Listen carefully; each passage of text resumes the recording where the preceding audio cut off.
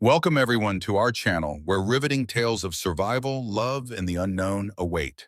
Today, we bring you the astonishing outcome of our interspecies adventure, where our courageous heroine finds herself stranded on a harsh, deserted planet, only to discover in a surprising twist at the end that she's carrying the alien's child. Will this miraculous pregnancy bring hope, or will it plunge both worlds into unexpected complications? You'll have to experience the full story to find out. If you enjoy captivating sci-fi stories like this, please consider subscribing to our channel. Your support helps us continue sharing imaginative tales and thrilling narratives from across the galaxy. Don't forget to drop a comment below with your thoughts, theories, and personal takes. Let us know if you've faced challenges that tested your strength, hopefully not as extreme as an alien planet. And be sure to listen right here on our channel for the complete story. Commander Valine Corwin had never felt such an exhilarating rush of adrenaline surge through her veins as she did on her final approach to the remote planet known as Xalon 3. Her spacecraft, the Ardent Horizon, was a technological marvel designed by the Interstellar Federation to explore uncharted territories and nurture diplomatic ties between humanity and the myriad alien races who populated distant sectors. Although Valine had journeyed to the fringes of the galaxy before, nothing in her extensive career had prepared her for the chain of events about to unfold. The mission started calmly enough.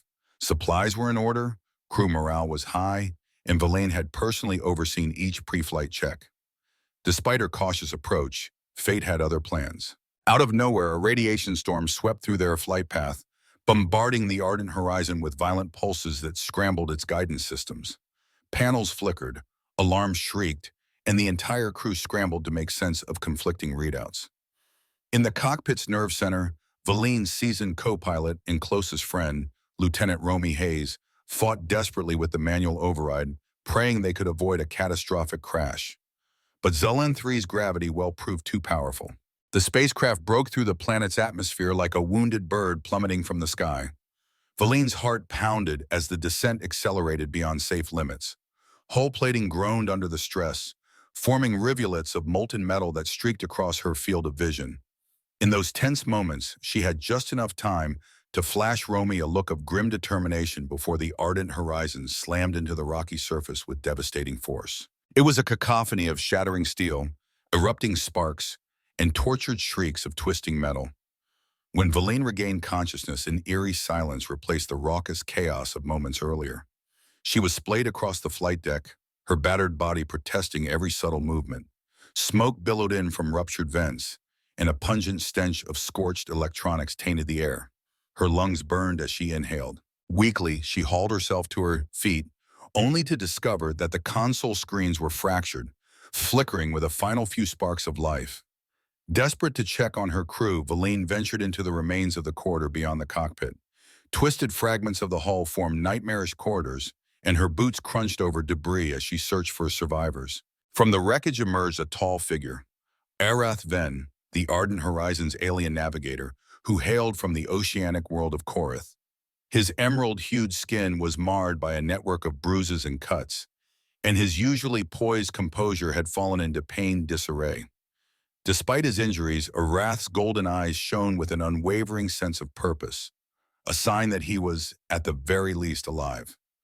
"Commander Corwin," Arath managed in a throaty rasp, his gaze sweeping over their crumpled vessel. "We should search for others."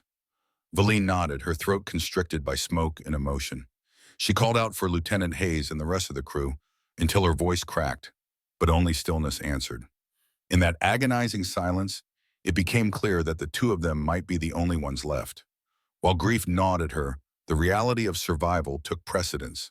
Her mind locked onto her duty: secure resources, shelter, and medical attention, if possible. This was strong point number one of their journey: the catastrophic crash landing on an unknown planet, setting the stage for a survival story that would test their limits beyond anything imaginable. The planet's surface, as Valine soon discovered, was a bleak canvas of gray rock formations and swirling dust storms. In the weak sunlight, the horizon stretched unbroken, except for the wreckage that littered the ground like torn scraps of paper. Arath helped her navigate the battered corridors of the downed ship, searching for emergency supplies. Every so often, they paused to listen for cries of the injured, but heard only the lonely whistle of wind. At the dorsal hatch, Valine found a half-intact storage container that still sealed oxygen tanks, protein rations, and water filters inside. With no other survivors visible among the twisted remains, she realized they had to assume self-sufficiency. Her sense of command duty flared within. If they wanted to honor those who might have perished, they had to survive. Arath, his face set in grim determination, worked methodically beside her. He was a navigator by training, a sophisticated mind equipped with an encyclopedic knowledge of star charts and gravitational patterns. While the details of starship repair were not his expertise, he proved adept at reorganizing salvage and categorizing what they could scavenge. The tension between them was immediate but unspoken.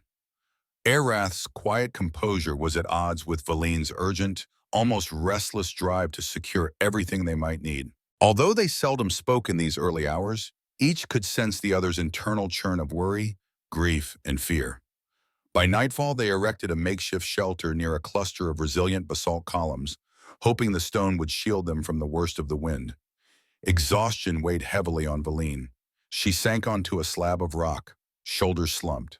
She tried to keep thoughts of her crew from overwhelming her, Lieutenant Hayes in particular.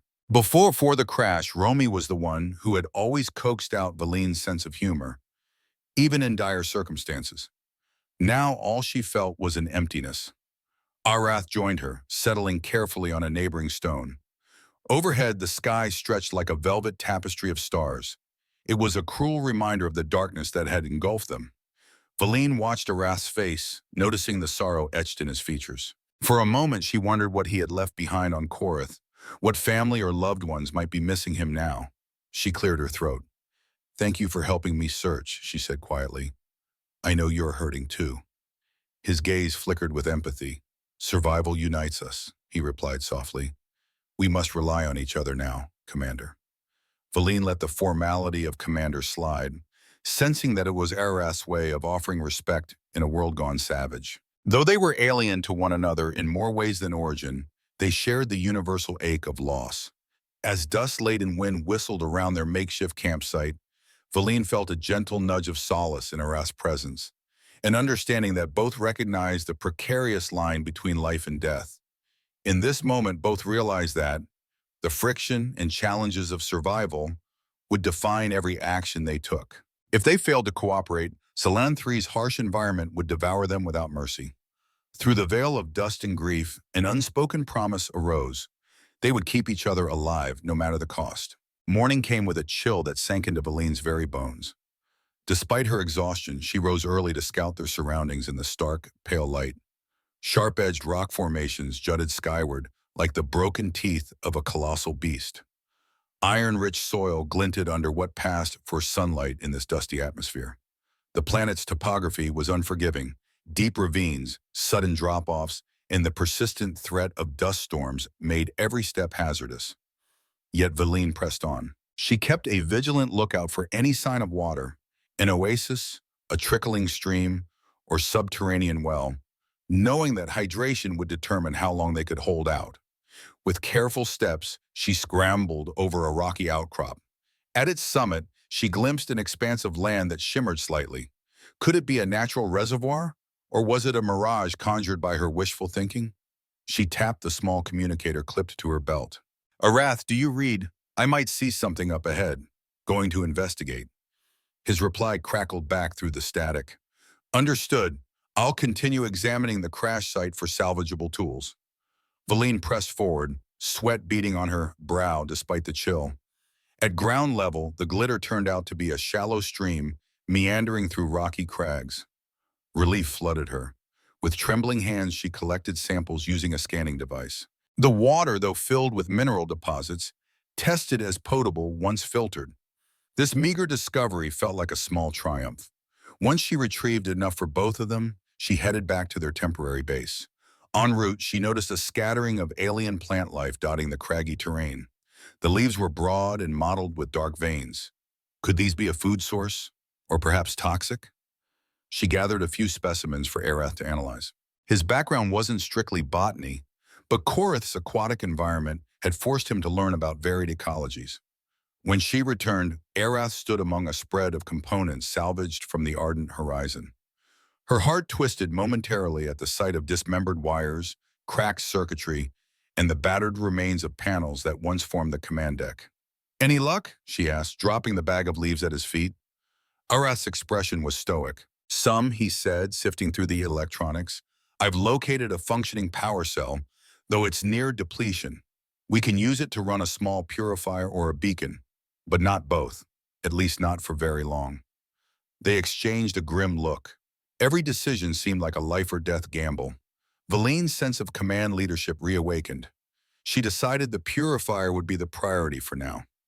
Without drinkable water, a distress beacon would be meaningless. Arath agreed, albeit with a hint of resignation in his eyes.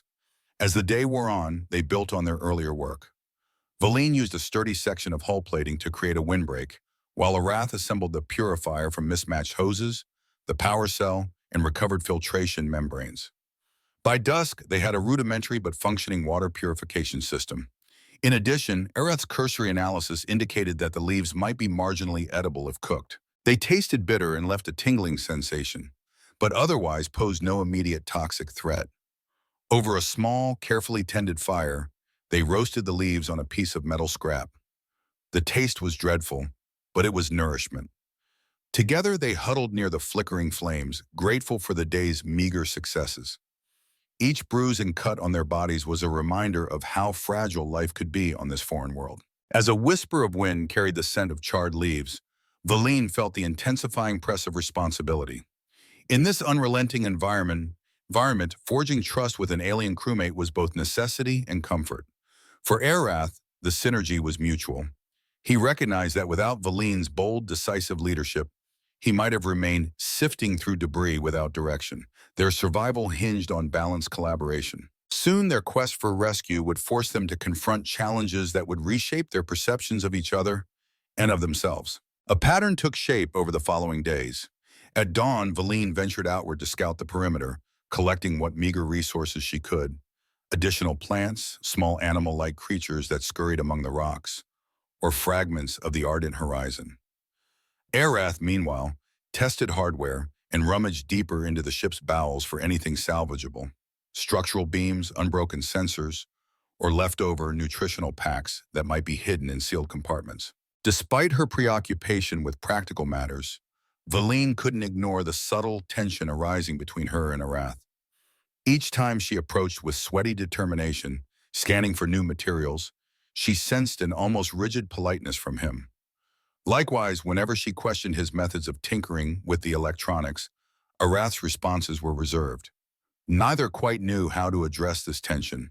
Both were dedicated professionals, grappling with unimaginable stress. But the planet's lifeless atmosphere weighed on them, exposing raw emotions that had no place to hide. Valine recalled earlier training in deep space crisis management. Adversity could form unbreakable bonds or reveal fissures that cracked wide open under pressure. Still, they persevered in uneasy coexistence. It was on the fifth day that the precariousness of their dynamic came to a head.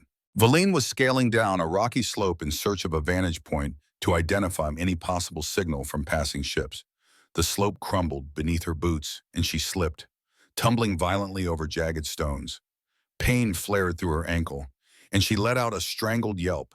From the top of the slope, Arath came running, his eyes wide with alarm.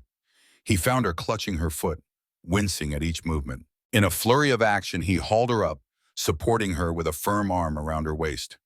"Commander, stay still," he said, voice laced with concern. "Let me check the damage." Valine bit her lip against the pain as he carefully probed her ankle. "I've felt worse," she forced out, though tears of agony pricked her eyes. "You've likely sprained it, maybe more." Arath hoisted her against his side. "We should get back." He practically carried her up the craggy incline, taking care not to jostle her too much.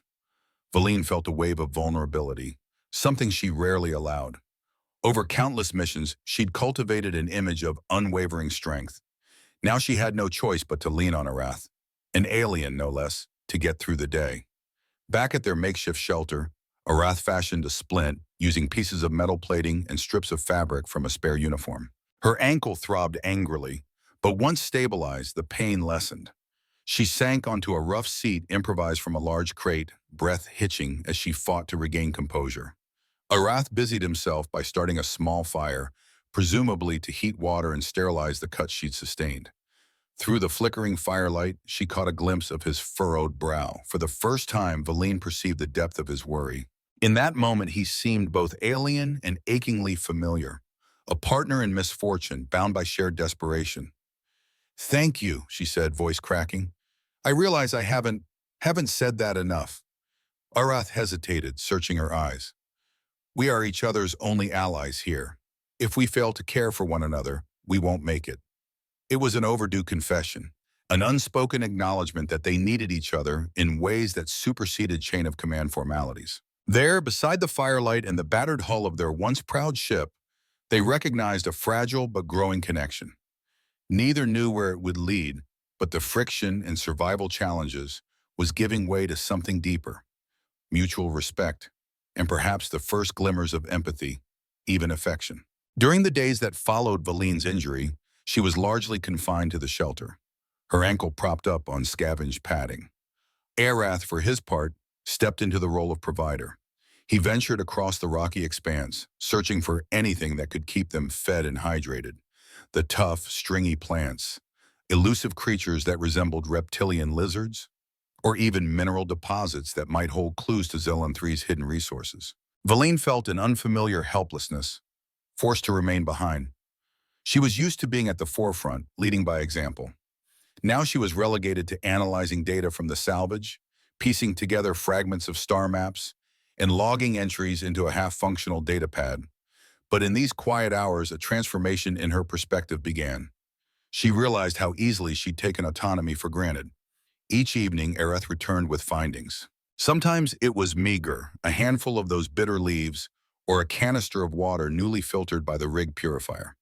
Other times, he presented samples of minerals, or crust-like algae growing near patches of moisture. Valine often found him pensive, almost meditative. She discovered that while he was generally reserved, Arath harbored a rich inner world shaped by Korath's culture. Late one afternoon, as he meticulously tended to a half-scorched circuit board, Valine asked about his home. His golden eyes flickered toward her, and for a moment the lines of tension around them softened. He described the ocean cities of Korath, perched upon towering spires of coral-like growths where vibrant aquatic species swam in the depths below. A society built on harmony with nature, Korathans prided themselves on scholarship in marine biology and technology, forging a nearly symbiotic relationship with their watery realm. Her curiosity piqued, Valine reciprocated by sharing stories of her own upbringing on Earth. She painted pictures of Earth's kaleidoscopic environments. Emerald forests, rolling plains, cities that scraped the sky. And she described her father, a flight instructor who'd instilled in her a relentless drive to push boundaries. The memory both warmed and pained her. Before long, exchanging life tales became a habitual ritual they looked forward to, a window into each other's essence. It dawned on Valine that beneath the difference of species and upbringing, they were both explorers at heart, both compelled to venture into the unknown. That spark of understanding melted away the distance between them. Over time, Valine's ankle healed, though not fully. She could walk with a makeshift cane, stumbling around but still determined to contribute. Arath insisted she continue resting, but her stubborn streak wouldn't allow complete inactivity. She tested the range of motion on short scouting trips, each step simultaneously wincing and triumphant. One day as she hobbled along, she stumbled upon a breathtaking discovery, a small subterranean cavern opening, partially concealed by large rocks. Warm vapors rose from within. Intrigued, she signaled Arath to join her. Together, they ventured into a chamber illuminated by faint phosphorescent lichen clinging to the walls. Trickles of hot water flowed into a natural basin, creating a surprisingly comforting pool. For a moment, they both forgot their precarious predicament, awed by the planet's subtle gifts. As she soaked her swollen ankle in the heated water, Valine felt tension uncoil from her muscles. Arath knelt beside her, gingerly touching the mineral-laden water with an expression of wonder. It was a turning point, a moment where the planet's harshness revealed a gentler face, enabling them to savor a slice of solace. Something else passed between them in the dim glow of those cave lights. A lingering gaze, a sense of closeness that transcended professional duty. They said little, but the hush was tinged with a quiet tenderness. That intangible shift hung in the air, hinting that they might find more than mere survival in each other's company. In the ensuing weeks, the rhythm of their days altered in subtle yet profound ways. The immediate scramble for survival gave way to a more measured approach. They improved their shelter, reinforcing it with metal sheets pried from the ship's hull, fashioning a rudimentary door to keep out swirling dust. Their water purification system stabilized. They figured out ways to cook the local fauna to reduce the bitter taste, albeit marginally. One evening, as they sat around a contained fire, Valine and Aratha stared up at a swirling tapestry of stars, reminders of the infinite space they once traversed. A hush settled around them, though it wasn't the awkward silence of strangers. Rather, it was a reflective pause, a respite from the day's labors. Arath broke the quiet.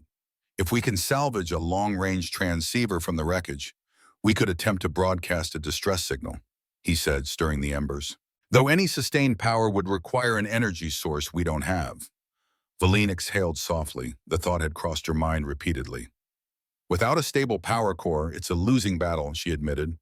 We'd need a lucky break, maybe finding a hidden deposit of crystals or some type of natural phenomenon to amplify the signal. She glanced at Arath, noticing the flicker of reflection on his face. But if we just wait here with no plan, we'll eventually run out of resources. They both recognized the painful truth. Rescue was unlikely unless they took dramatic measures. Yet the days without new hope weighed on them, forging an unexpected intimacy. The necessity of trust had already dissolved many of their barriers, and closeness filled the emotional gaps left by trauma. They were two souls in a cosmic void, each a mirror for the other's fears and aspirations. Increasingly, they spoke about topics beyond immediate survival. Philosophical musings on what truly united species in the galaxy, moral discussions on how to handle tough decisions, playful banter about old Star Academy gossip. Arath even displayed an artist's hand, sketching alien sea creatures on scraps of metal with a charred stick.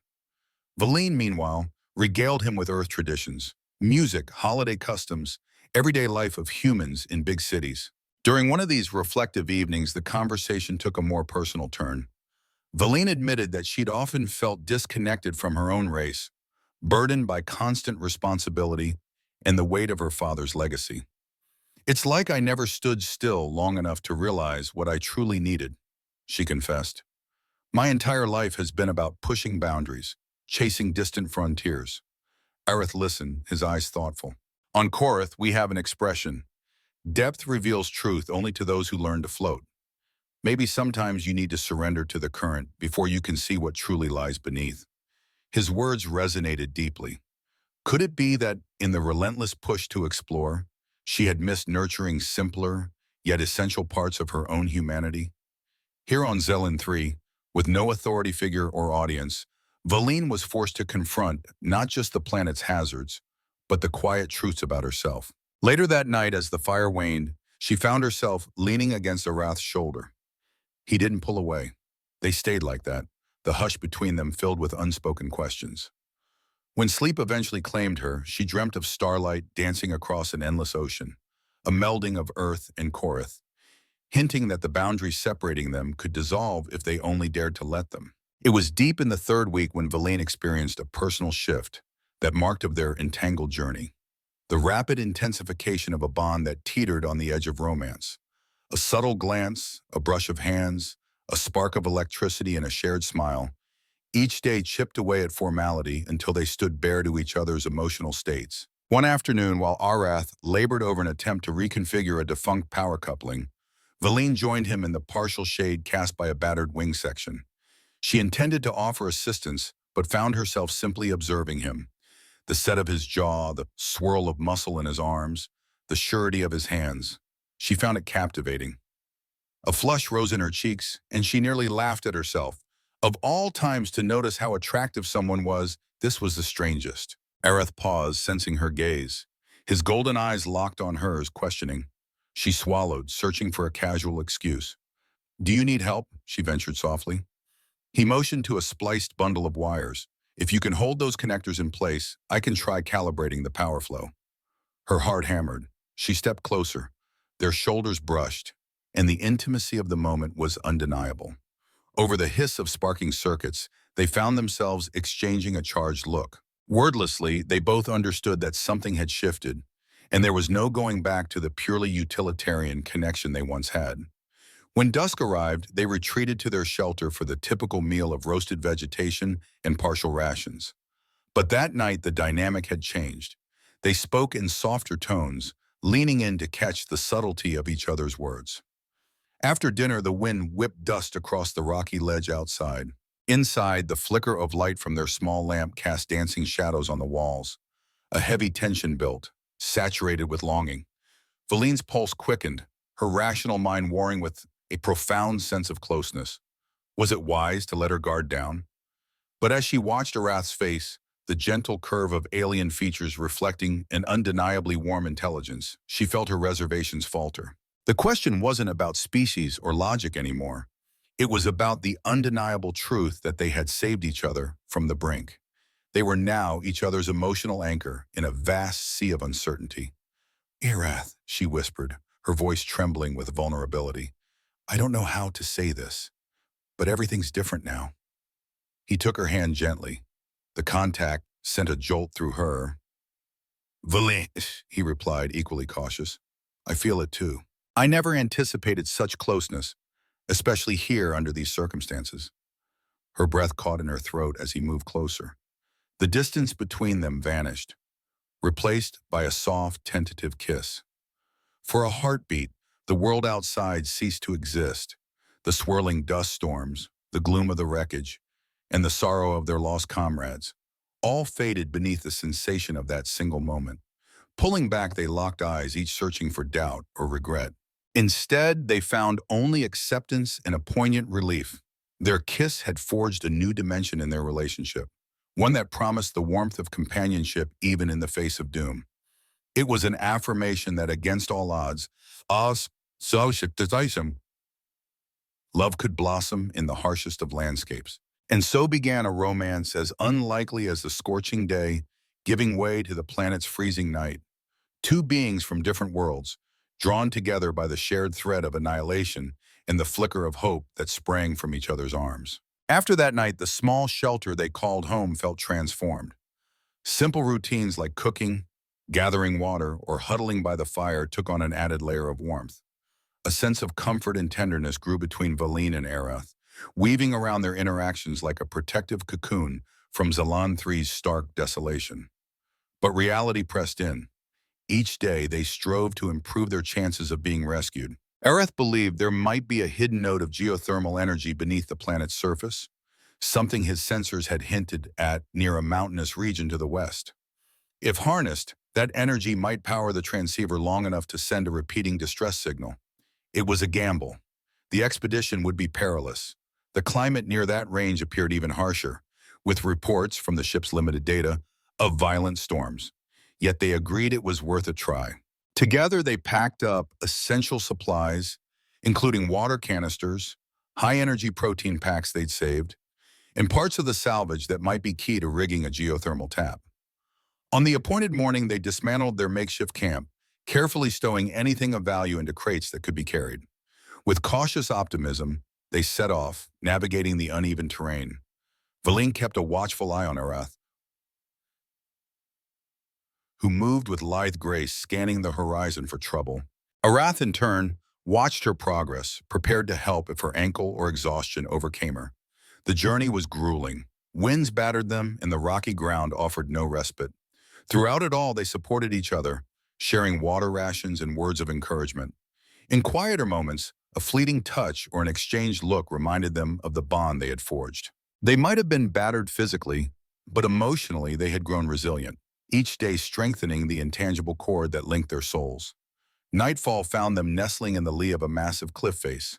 On the opposite side, they observed raging storm clouds flickering with localized lightning, a scene both terrifying and strangely beautiful stretched across the night sky. They took shelter in a shallow cave, the stony walls carved by centuries of wind erosion. Inside the cave's cramped darkness, they used a handheld lantern, With the gloom pressing in on every side, Valine felt a flicker of apprehension. She had never been fond of tight, enclosed spaces. She sensed Arath's presence beside her, calm and steady, and it soothed her racing nerves. As they shared a muted meal of warmed rations, their conversation drifted to the improbable nature of their relationship. "I never dreamed that I'd find this," Valine said, "especially on a hostile planet after a disastrous crash." Arath nodded, eyes glimmering in the lantern light. "On Korath, we teach that profound connections often arise out of necessity and compassion. Yet I didn't expect to discover such intimacy with a human." His voice trailed off, and he reached for her hand. Their clasped hands felt like an unbreakable pact. "Sometimes," she replied softly, "the universe offers us exactly what we need, though not always in the form we expect." Fatigue soon set in, and they arranged their sleeping pads next to the cave's sloping wall. Valine laid down first, only to feel a spike of fear at the dancing shadows overhead. She reached for Arath. Without a word, he joined her, drawing her gently into his arms. The silent reassurance of his heartbeat steadied her nerves. Outside, lightning illuminated the clouds, but within the small world they created in that cave, a flicker of hope and closeness gleamed. That night, Valine had a singular, vivid dream. She and Arath were adrift on a shimmering ocean, half resembling Earth's seas and half reminiscent of Korath's luminous waters. Rather than being lost, they floated calmly, hands interlocked, guided by the stars above. When she awoke to this faint glow of morning, she clung to that image, believing it to be an omen of unity and a testament to the remarkable bond forging between them. 2 days later, they reached the outer edges of the mountainous region. The path turned treacherous, forcing them to traverse narrow ledges that overlooked sheer drops. Loose rocks threatened to cascade into chasms with every uncertain footstep. Exhaustion dogged them, but their conviction held firm. They had come too far to turn back now. Arath's scanner finally picked up a pattern of thermal energy emanating from a cluster of vents. Excitement tinged his voice as he explained the readings. Pockets of geothermal heat lay just below the surface, a potential source of the power they so desperately needed. They pressed on, culminating in an expansive plateau dotted with bubbling hot springs. The terrain was black and ashen, steam drifting upward in ghostly plumes.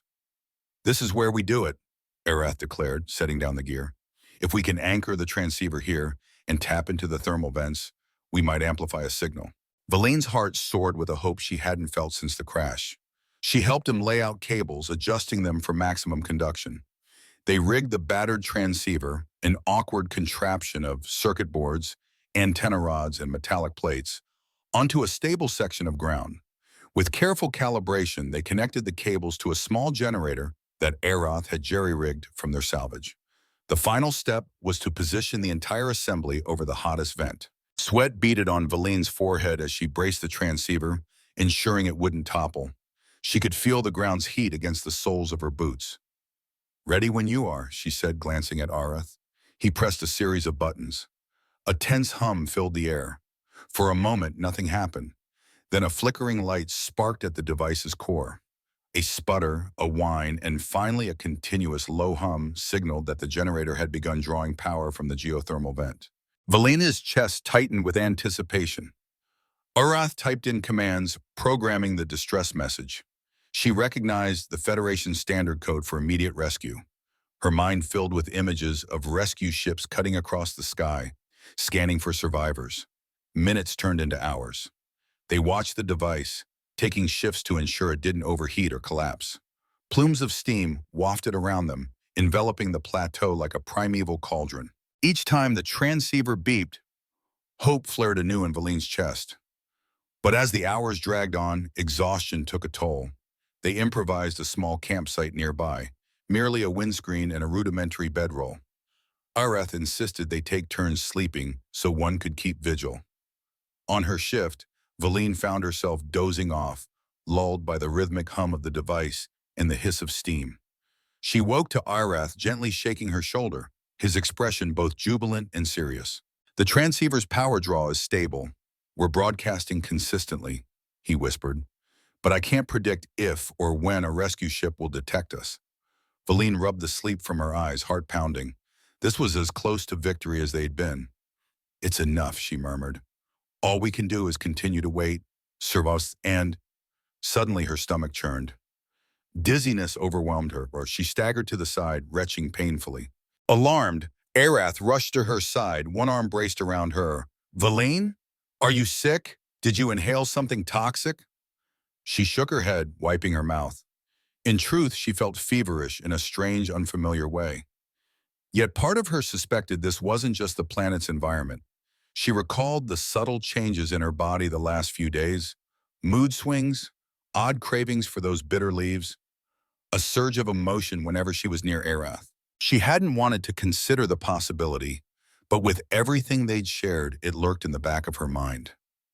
Maybe I'm just exhausted, she lied, leaning her weight against him. It'll pass. Arath frowned but nodded. We'll keep an eye on your vitals. I'll get you some water. As she forced down water, a swirl of anxiety gripped her. She considered the possibility that she might be pregnant, though reason told her it was improbable. Yet biology across species could be unpredictable, especially when advanced, spacefaring races mingled. A single, breathless thought trembled in her mind. What if my body has conceived new life on this alien world? At first, Valine attempted to dismiss her symptoms as mere fatigue, but they intensified over the following days. She found herself overwhelmingly tired, sometimes nauseated by the simplest smells. Arath, ever perceptive, noticed. He scanned her vitals with a makeshift medical device. While it wasn't fully calibrated for human physiology, the readout suggested a possibility they could no longer ignore. She recalled the intimate moments she and Arath had shared during those long nights in the shelter. A kaleidoscope of emotions rushed through her. Disbelief, wonder, apprehension, even joy. She looked at him one evening, heart pounding, as she finally forced the words out. Arath, I think I'm pregnant. A shockwave passed across his face. Pregnant? He swallowed visibly. You mean carrying a child, our child? She nodded, tears brimming in her eyes. I don't know how it's possible, biologically speaking, but there are documented cases of interspecies conception, especially among advanced galactic civilizations. If this is true, it means we've created something extraordinary. His alien features softened in an expression of awe and concern. Slowly he reached out, resting a tentative hand on her stomach. Valine, he whispered, voice shaking with emotion. This changes everything. In that moment, their surroundings fell away. The geothermal plateau, the battered transceiver, even the memory of the crash, everything faded in the magnitude of what they had discovered. Had arrived. She was pregnant with his child, an impossible merging of species that reflected the depth of the bond they had formed. Logic spurred them to think of practicalities. Pregnancy on an alien world, the need for medical support, the uncertain environment that could jeopardize her health and that of the developing fetus. Yet against the torrent of questions, a fierce protectiveness awakened in them. They were committed to saving their child's future. 3 days later, long after they had nearly exhausted their hopes, a Federation scout vessel picked up the automated distress signal. Valine and Arath were awakened by a sonic boom that shattered the stillness. Rushing to the plateau's edge, they stared into the sky, hearts thundering. A sleek rescue craft descended through the thick atmosphere, shining searchlights on the black volcanic terrain. Valine's communicator crackled to life with an urgent voice. Commander Corwin, this is the ISF Mirage. We received your signal. Hold tight. We're coming for you. Relief hammered into her so intensely that she dropped to her knees, tears streaming down her face. Arath knelt beside her and one arm protectively around her waist. I am Pano. The other gingerly over her abdomen, a silent acknowledgement that they were now more than castaways. They were a family. Federation medics swarmed them moments after landing. Valine was whisked aboard, where diagnostic tools confirmed her condition. The medics stared in astonishment at the result, a hybrid pregnancy between a human and a Corythan. Rumors flashed through the rescue team, but respect for the survivor's privacy prevailed. Valine and Arath exchanged glances, overwhelmed by the swirl of relief, curiosity, and hope. Inside the ship's cozy medical bay, Valine gripped Arath's hand. She gazed at him, voice trembling with unspoken gratitude. We did it, she whispered, tears sparkling. We survived, and we're not alone anymore. He leaned forward, pressing his forehead to hers in a gesture of profound intimacy. You've shown me that even in the darkest places, life finds a way, he murmured. Our child will symbolize that possibility, a bridge between worlds. Their journey home was a whirlwind of debriefings and medical evaluations. But nothing diminished the miracle that had unfolded on Zelen 3. Two souls from different worlds, forging an unbreakable bond in the crucible of survival, only to discover love and new life emerging from the ashes of disaster. The baby growing within Valine stood as a testament to hope, adaptation, and unity, an emblem of everything the Interstellar Federation aspired to achieve across the cosmos. And so as they stared out a window into the boundless sea of stars, Valine and Arath held each other close, cherishing the knowledge that they were alive, that they were in love, and that the next chapter of their lives would be written not just by their own hands, but by the tiny being who connected them more profoundly than any interstellar treaty or mission log ever could. Our story doesn't end with mere survival. Now that the alien's child is on the way, the stakes become higher than ever before. Each moment teems with new possibilities and unforeseen risks. Will our heroine and her alien partner find acceptance in the universe that awaits them? Or must they blaze a completely new path alone? Tensions run high, but hope resonates strongly through the bond they share and the life they've created together. We invite you to keep following this extraordinary journey to witness the struggles they must overcome, the emotional choices they make, and the determination that fuels their every step. As we gear up for the next chapter, we'd love to hear your opinions and predictions in the comments. Don't forget to subscribe so you won't miss a single update or any of our upcoming stories filled with interstellar mystery, heart-pounding drama, and unexpected love.